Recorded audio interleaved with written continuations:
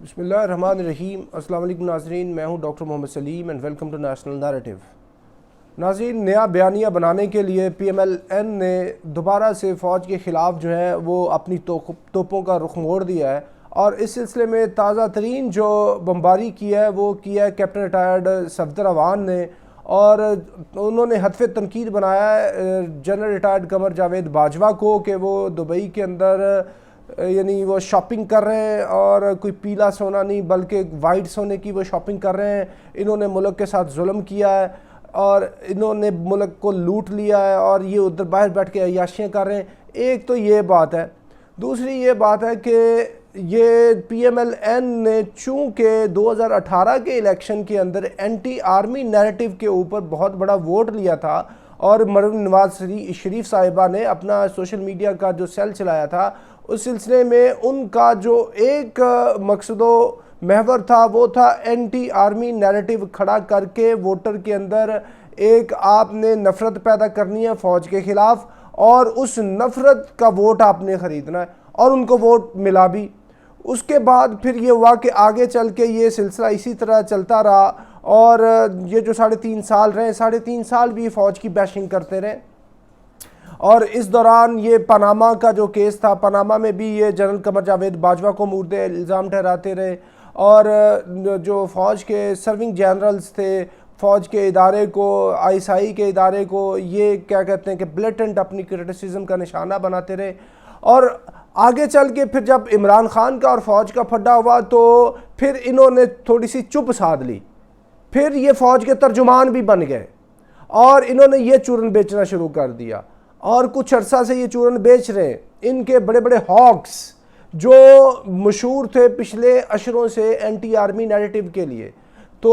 وہ دوبارہ سے کیا کہتے ہیں کہ فوج کے حق میں بیانات دینا شروع ہو گئے، کیونکہ انہوں نے دیکھا کہ ملک جو سب سے بڑی پولیٹیکل پارٹی ہے اس کا اور فوج کا تنازع ہو چکا ہے۔ ابھی اگر ہم فوج کے حق میں بیانات دیں گے تو فوج کے ساتھ ہماری تھوڑی سی جو کوارڈینیشن ہے وہ بہتر ہوگی۔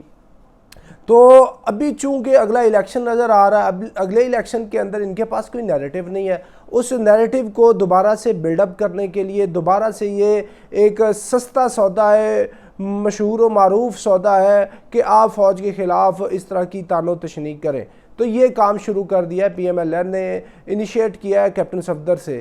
تو اس میں گزارش یہ ہے کہ ایک طرف تو آپ نے یہ دیکھنا ہے کہ کیا اس طرح فوج کو ساری سیاسی پارٹیاں اس طرح کی تنقید کر کے آپ اپنے ووٹ تو لے لیں گی، لیکن کیا اس تنقید کا کوئی امپیکٹ نہیں آئے گا؟ کیا عوام پاکستان کے اندر اس چیز کا کوئی اثر نہیں جائے گا؟ اثر ہوتا ہے، جیسے ہر صحیح اور غلط صحبت کا اثر ہوتا ہے، اس طرح ہر اچھی اور بری بات کا اثر ہوتا ہے۔ آپ یہ دیکھیں کہ اگر یہ لیکس آ رہی تھی عمران خان کی، وہ کہتے تھے جی اس کو فرق نہیں پڑتا، تو پھر اس کے اگینسٹ جب لیکس آئی ہیں جنرل باجوہ کو نتھی کیا گیا ہے، یہ جو پاکستان کی ایکٹریسز ہیں ان کے ساتھ جنرل فیض کو نتھی کیا گیا ہے، تو ریپوٹیشن پہ فرق پڑا نا، فرق پڑتا ہے۔ تو معاملہ یہ ہے کہ آپ نے صحیح نیریٹو کو لے کے چلنا ہے، اور اگر آپ یہ فوج کے خلاف جو نیریٹو ہے اس کو ابھاریں گے اور عوام میں اشتعال انگیزی پیدا کریں گے تو اس سے عوام جو ہے وہ اپنی فوج سے نفرت کرنا شروع کر دے گی۔ آپ بات کو سمجھیں تھوڑا سا، یہ پی ڈی ایم والوں کے لیے بھی بات ہے، پی ٹی آئی والوں کے لیے بھی بات ہے، ساری جماعتوں نے یہی ایک آسان ہدف پکڑ لیا کہ فوج کو تنقیدہ بنائی جائے اور عوام سے ووٹ لے لیں۔ اگر یہ زیادہ دیوار کھڑی ہوگی فوج اور عوام کے درمیان انتشار پیدا ہو جائے گا، نفرت پیدا ہو جائے گی، اور اتنی نفرت ہوگی کہ اپنا ملک کا جو ڈیفنس ہے وہ پھر انیویٹیبل نہیں رہے گا، اور جو بھی فوج جو ہے جا کے اپنے کنونشنل انیمی سے لڑتی ہے یا نان کنونشنل انیمی سے لڑتی ہے، اس کے پیچھے اس کی طاقت اس کی عوام ہوتی ہے، اور اگر عوام ہی فوج کے خلاف ہو گئی تو پھر وہ فوج لڑے گی کیسے؟ آپ تھوڑا سا خیال کریں۔ یہ چارلز ڈیگال نے کہا تھا کہ فرانس کے اندر فوج نے رہنا ضروری ہے، ابھی عوام فرانس کو فیصلہ کرنا ہے کہ یہ جو فوج ہے یہ فرانس کی فوج ہوگی یا دشمن کی فوج ہوگی۔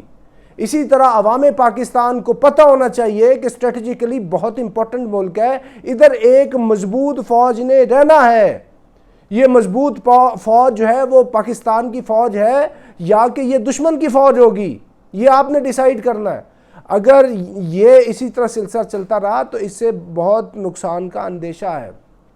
یہ جو کیپٹن صفدر اور اس طرح کے لوگ یہ دوبارہ سے یہ بات چیت کر رہے ہیں، ان کو اس بات چیت سے منع ہونا ہوگا۔ اور آپ بات کر رہے ہیں جناب باجوہ کے احتساب کی، کریں احتساب، کیوں نہیں کر رہے آپ احتساب؟ آپ جناب باجوہ تو آپ کا اتنا بڑا دشمن نہیں، آپ کا تو بڑا دشمن تھا جناب پرویز مشرف، جس نے آپ کی 2/3 والی جو گورنمنٹ تھی، اتنی بڑی 2/3 اکثریت والی گورنمنٹ کو ٹاپل ڈاؤن کر دیا، مارشل لا لگا دیا، آپ کو ایگزائل میں بھیج دیا، مقدمات بنا دیے، کیا کیا کچھ نہیں کیا۔ اور آپ اتنے سال جو نعرے مارتے رہے کہ ہم جنرل مشرف کے خلاف آرٹیکل 6 لگا دیں گے، آپ اتنا عرصہ یہ کام کرتے رہے، پھر حالات بدل گئے، اللہ کی کرنی ایسی ہوئی کہ آپ کو دوبارہ سے حکومت مل گئی، فیڈرل حکومت اور پروونشل حکومت، دونوں مضبوط حکومتیں مل گئیں آپ کو 2013 سے 18 والی۔ پھر آپ کو چاہیے تھا آپ احتساب کرتے جنرل مشرف کا، پھر آپ نے تھوڑی سی کوشش کی، ہلکا سا نا، آپ نے وہ فیس ویلیو کو بچانے کے لیے جنرل مشرف کے اوپر آرٹیکل 6 کا ٹرائل چلانے کی کوشش کی۔ تو کیا آپ آرٹیکل 6 کا ٹرائل چلا سکے جنرل مشرف کے اوپر؟ جنرل باجوہ کو تو آپ سائیڈ پہ رکھیں نا، آپ کا بڑا دشمن جنرل مشرف ہے، کیا چلا سکے آپ دشمن اس کے خلاف آرٹیکل 6 کا ٹرائل؟ نہیں کر سکے آپ۔ مطلب یہ ہے کہ آپ کے اپنے اندر ضعف تھا، آپ خود کمپرومائزڈ تھے، جب آپ پاس اتنی بڑی حکومت تھی آپ تب نہیں کر سکے، اور اب آپ جنرل باجوہ کے خلاف کریں گے؟ بھئی ہم یہ چاہتے ہیں کہ آپ کریں، یہ آپ کا ڈیموکریٹک رائٹ ہے، جس نے کانسٹیٹیوشن کو پامال کیا ہے، جس نے آئین کو توڑا ہے اور آئین شکنی کی ہے، جو آئین کے اندر اس کی سزا بنتی ہے آپ اس کو دیں، لیکن سزا دیں، نفرت نہ پھیلائیں، اور عوام اور فوج کے درمیان دیوار نفرت کو کھڑا نہ کریں، کیونکہ جو پاکستان کی اکثریت ہے وہ ان کو نہیں پتا کہ اوپر کے کیا معاملات ہیں۔ یہ تو آپ اوپر جو ہیوی ویٹ بیٹھے، آپ وہ وائٹ گولڈ خرید رہا ہے تو آپ کون سا گولڈ خریدتے ہیں؟ آپ یہ بتائیں کیپٹن صفدر صاحب، آپ کی زوجہ محترمہ ہے، وہ اربوں روپے کے فلیٹ میں رہتی ہے، وہ دنیا کے مہنگے ترین سٹوروں سے، ہیرلڈ اور اس طرح کے سٹوروں سے جا کے شاپنگ کرتی ہیں۔ بھئی یہ آپ کی اوپر کی یہ ایسے ہی لڑائیاں ہیں، اس کے لیے عوام پاکستان کو اور افواج پاکستان کو بیچ میں مت لے کے آئیں۔ اور اس کے ساتھ ایک چھوٹی سی اور گزارش کرنی ہے افواج پاکستان سے، وہ یہ کہ یہ جتنی نفرت بڑھتی جا رہی ہے اس کے اوپر بھی تھوڑا سا آپ سیریسلی نوٹس لیں، اور اپنے امیج کو بہتر کرنے کے لیے پاکستان کے ایجوکیشن انسٹیٹیوشنز کے اندر، میڈیا کے اندر اور پبلک ایٹ لارج کے اندر کوئی میسیو لیول پہ کام کریں، اور بتائیں کہ پوری پاکستان کی فوج اس طرح نہیں ہے، اگر کسی نے کوئی جرم کیا ہے تو اس کو جرم کی سزا ملے، وہ کوئی جنرل ہو یا کوئی سپاہی ہو، وہ جرم کے لیے اکاؤنٹیبل ہو۔ لیکن پوری فوج آج بھی لڑ رہی ہے، we are in a state of war. Pakistan کا جو سارا وہ فاٹا کے ایریا ہے، ادھر ساری ابھی بھی انسٹیبلٹی چل رہی ہے، وہ سارے آفسرز اور جوان ادھر حالت جنگ کے اندر ہے۔ یہ فوج کو کرنا ہوگا۔ اگر آپ یہ ہائر کریں گے کچھ میڈیا کے لوگوں کو اور کچھ سیاسی پارٹیوں کے ترجمانوں کو، تو وہ کچھ دیر آپ کی ترجمانی کریں گے، بعد میں پیچھے ہٹ جائیں گے، وہ بھی بعد میں آپ کو جوتے مارنا شروع کر دیں گے، اور یہی کام ہو رہا ہے۔ اور آج سب سے آسان کام ہے افواج پاکستان کے اوپر تنقید کرنا، اور جو کہ بہت ہی ایک افسوس کی بات ہے۔ اس کے اوپر افواج پاکستان کو بھی سوچنا ہوگا کہ لانگ رن کے اندر کیا ہم نے ایک اسٹریٹجک ڈیسیژن اس کے اوپر لینا ہے، اور دوسرا یہ جتنے بھی سیاستدان ہیں اوپر کے ٹاپ کی جو پارٹیاں ہیں ان کو بھی تھوڑا سا خیال کرنا چاہیے کہ افواج اور عوام کے درمیان نفرت پیدا کر کے ووٹ تو آپ لے لیں گے، اس سے نہ ملک کا فائدہ ہوگا، نہ عوام کا فائدہ ہوگا، نہ کسی ادارے کا فائدہ ہوگا۔ تو یہ بہت ہی سوچنے کی بات ہے۔ اب تک کے لیے اتنا ہی، up till next time, thank you very much. Pakistan زندہ باد۔